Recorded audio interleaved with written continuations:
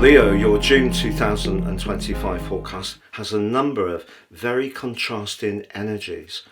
One of the most exciting ones right at the start of the month is the moon is very close to Mars in your sign. Now that can make people rather restless, but I feel it will give you a push to be much more decisive and much more assertive about what you want to achieve.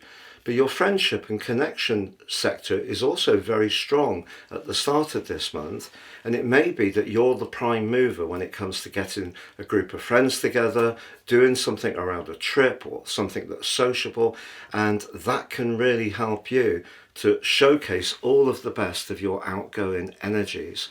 Venus also starts this month still in a very inquisitive part of your chart, still in touch with Mars in your sign. Don't underestimate just how alluring and attractive you can be to others, and it could be someone very different to you who really becomes much more conscious of your unique power. But on the 6th, Venus, the planet of relating, but also of money, moves right to the top of your chart. Whereas Venus has been going through a truth-seeking part of your situation, now it's much more to do with your connections with influential people. It's possible that over the following 3 weeks or so that you could have some very, very powerful conversations, and it may be about jobs, it may be about your business, and your talents can reach a wider audience. People can become much more conscious of what you have to offer, but it's your charm and personality that they're drawn to as much as your skills. And yet, if you do feel a little bit blocked in an existing environment, the fact that Pluto is squaring off with Venus in week 2 does ask you to be mindful. Is someone using charm on you to disguise an agenda which isn't enabling you to flourish as much as you would like? And if you recall, last month, Saturn, the planet of limitation, but also that governs time, moved back into your sister fire sign, Aries, for the first time since 1999. It's linking with Neptune at the start of this month, and it's saying to you that through to the end of August, I feel that you're going to find yourself becoming much more conscious of the whole sphere of knowledge. Now, knowledge comes in many different forms. It can come from life experience. It can come from our instincts. It can come from education. It can come from formal business training. It can come from the fact that we've travelled a lot, gone through the processes and have all that wisdom. The 9th house very much about all those areas. But on the 8th, Mercury and Jupiter come into an exact conjunction in that sector of alliances.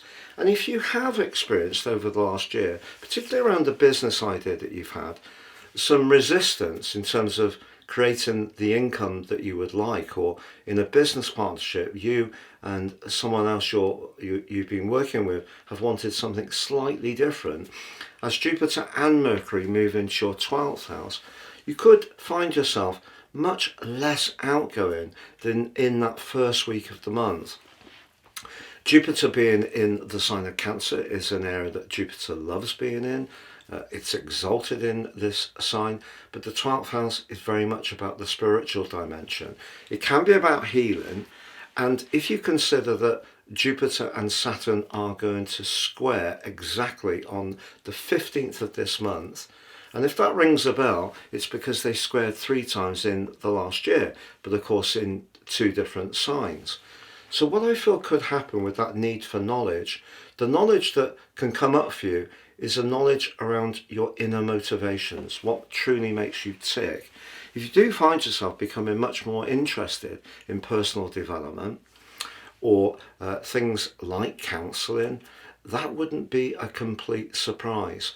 Also, if you are wanting to push outwards and do something that's much more adventurous, just be aware that Jupiter in the 12th house could make you perhaps more sensitive to your limitations. But don't be too affected by that at this stage, because on the 11th, you're going to discover that despite Jupiter moving into a more thoughtful area, there's still plenty of people who want a piece of you. And that's because of your unique ability to collaborate and connect with lots of different types of people. and that can be really flattering.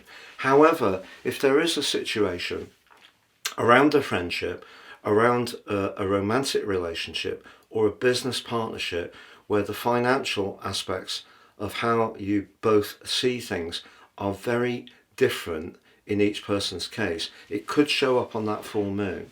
So there could be some serious dialogue that emerges, but on the 17th, Mars makes his way out of your sign and into the sign of Virgo.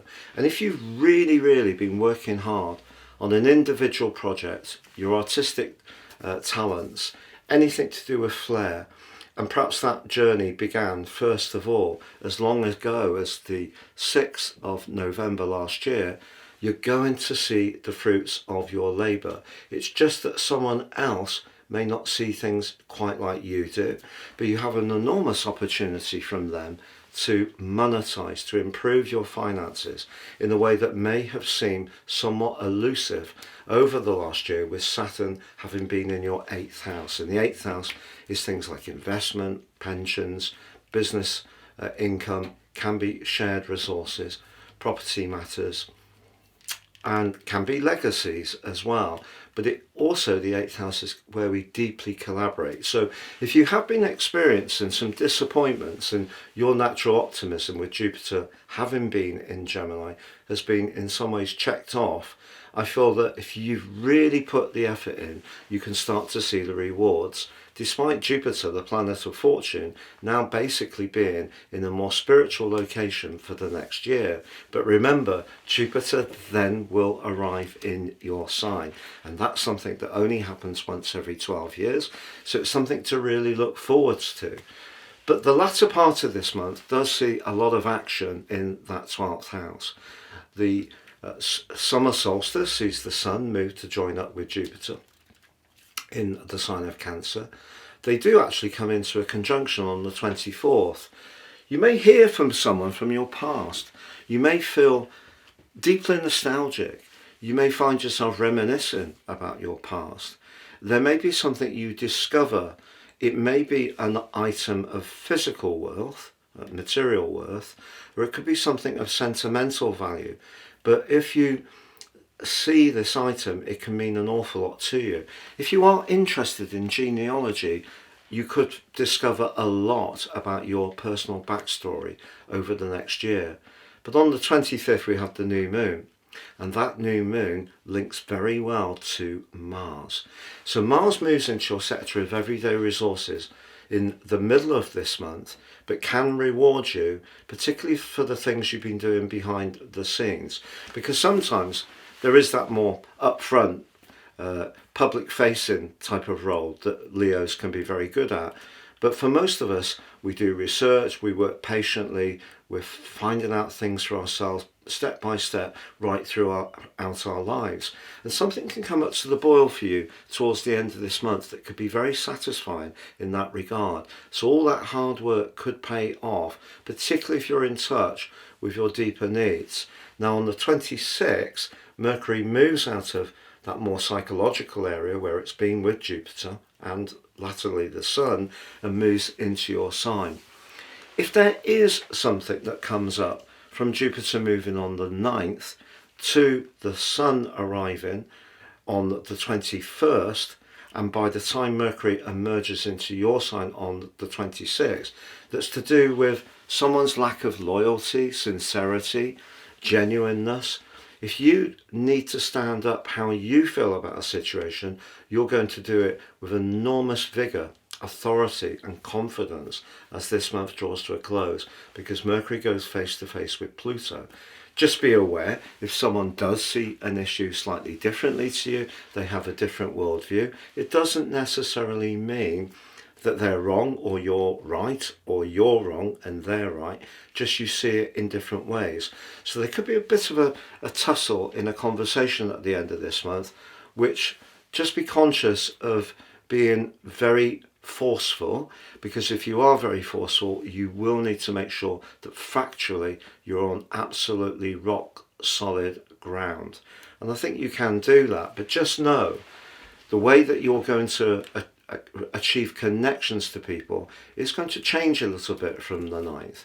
It is going to develop a more subtle dimension. There may be people from your past who are going to come back into your world, or past experiences will start to come up in your consciousness in a much more powerful way.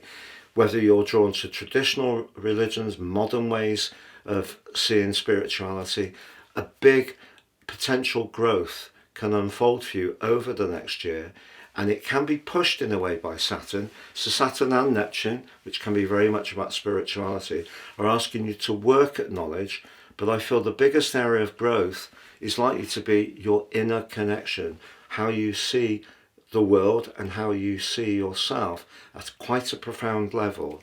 So Jupiter moving into the 12th house can be lucky, but it's a much more spiritual dimension than, say, it will be when it moves into your sign next year. And then you really are going to sparkle with the full range of your innate radiance. Have a great month, Leo.